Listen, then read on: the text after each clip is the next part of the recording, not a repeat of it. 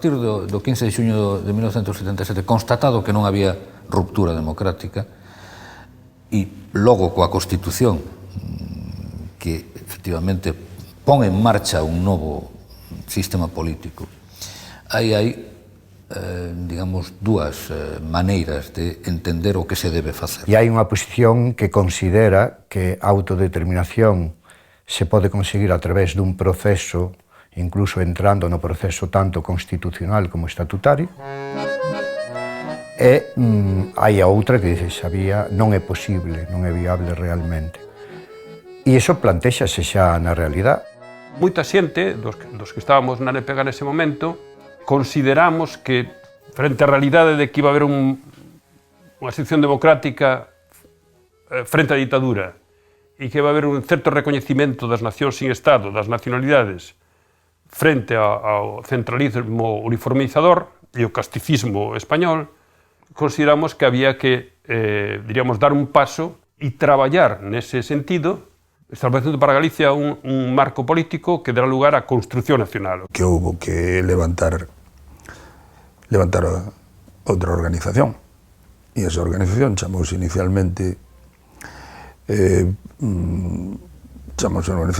UPG Liña Proletaria, logo Partido Galego do Proletariado, seguiu nunha liña que hoxe é a que representa a Frente Popular Galega. O PSG entra nunha certa crise, uns vanse para o PSOE, outros propugnan a alianza co BNPG.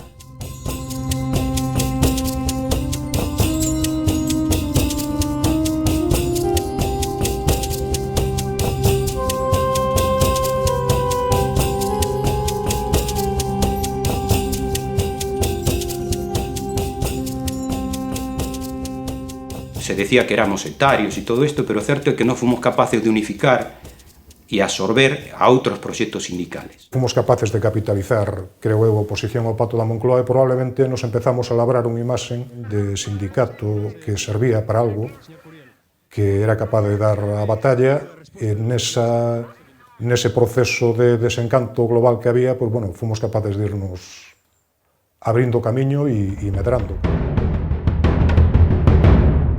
Desde o Partido Obreiro Galego, pola nosa iniciativa principalmente, formamos Unidade Galega co PSG, Partido Socialista Galego, e co Partido Galeguista, renacido. Realmente non era o Partido Galeguista da República, era outra cousa xa.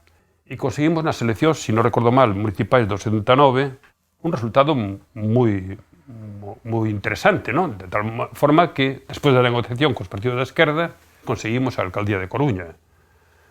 Moitas veces se esquece que o nacionalismo galego tuvo alcalde da Coruña, o primeiro alcalde democrático deste tempo era nacionalista, de Miguel Merino, e fora un alcalde de Unidade Galega. A Constitución non foi avalada polas forzas que procedíamos, digamos, do Consello de Forzas Políticas Galegas. O Estatuto de Autonomía tampouco, posteriormente. E éramos claramente partidarios da autodeterminación. Non era ese o problema para nós, sino que nós queríamos iniciar un novo camiño na Constitución Nacional e para iso crear un espacio político galego era fundamental, como o tempo despois o demostrou, non? E dentro deso, que é mellor? Se te collen en un momento determinado do teu proceso de madurez, entrar nun xogo desde unha posición totalmente residual, sin diputados en Madrid, sin marco autonómico funcionando, sin diputados, polo tanto, no Parlamento galego. E un sistema que elabora un marco para o Estado español, autonómico, pero fundamentalmente con unha autonomía de tipo administrativo, máis que político, pero onde ti eres moi residual na capacidade de incidir, entón que facer aí? Na Comisión de 16, creo que nos presentamos un proxecto de estatuto completo, como outros grupos, o PSG tamén participou, por certo, nese caso, e o Partido Galeguista. Nos vimos que era moito mellor permanecer ao marxen, combatilos, con unha alternativa que superase o marco autonómico, porque era combatir a toda a cacicada que en Galicia era españolista e que estaba pola aplicación do marco autonómico controlado por eles, pero que eles son os que tiñan a representación parlamentar, non a tiñamos os demais. E feito o estatuto, había esta cláusula, diríamos, desvirtuadora, e se produciu un novo movimento donde o POGA participou directísimamente para que o Estatuto non tuvera e que fóramos recoñecidos ao mesmo nivel que permitía a Constitución, é dicir, o que xa estaban conseguindo Cataluña e Euskadi. Isto deu lugar a unhas mobilizacións do 79 extraordinarias, tamén con centros de miles de persoas, onde eu creo que de forma equivocada os meus compañeiros do BNPG non participaron ni no 77 ni no 79, non? Aquel estatuto xa estaba tocado, non nos pareceu suficiente e non apoiamos cando se foi presentado a referéndum. Ese marco autonómico para nós non nos daba marxen de maniobra ninguna para incidir dunha maneira realmente efectiva. E efectivamente se aplica o marco e xa vimos o que foi, bueno, pues, controlado o 89% por as forzas de ámbito estatal. Non? Nas primeiras eleccións ao Parlamento Galego, o PSG, que cambiou de dirección nun congreso, conclúe un acordo coa NPG e co BNPG, e entón conclúen coa coalición que vai ter os 3 diputados desa coalición, un do PSG, outro pola NPG, en realidade membro do PG, e outro do povo galego. Pero é unha situación de mínimos.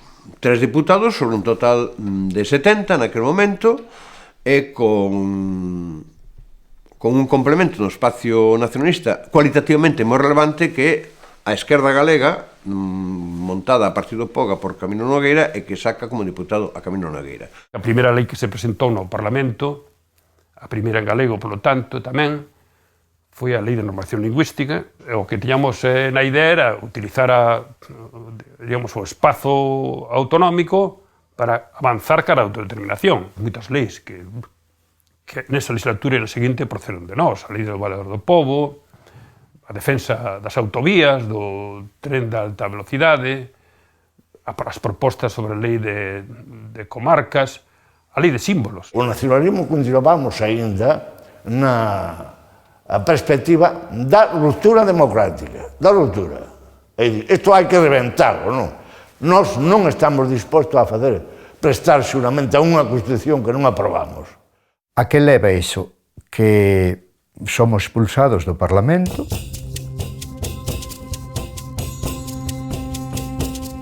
a posteriori, despois de tomar posesión, despois de actuar como diputado, se aplica retroactivamente un regulamento, cousa que é inusitado en calquera contexto democrático.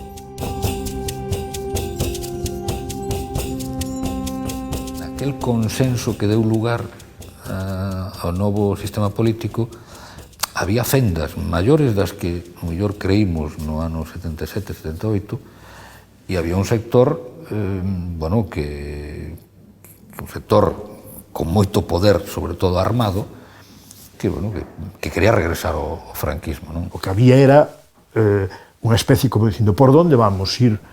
Vai ser posible manter esta línea ideolóxica, este radicalismo conceptual en unha democracia cada vez máis esmagante desde o punto de vista de tendente ao bipartidismo tan hostil, ben o 23F, entón esas distintas, a bolla. A partir de aí se entra nunha fase que se inicia no plano político no ano 81 no que é a UPG, no ano 82 finais 81, primeiros 82 na Asamblea Nacional Popular Galega, un gran colectivo de xente somos expulsados ou autoexcluídos, que tamén se usou moito daquela.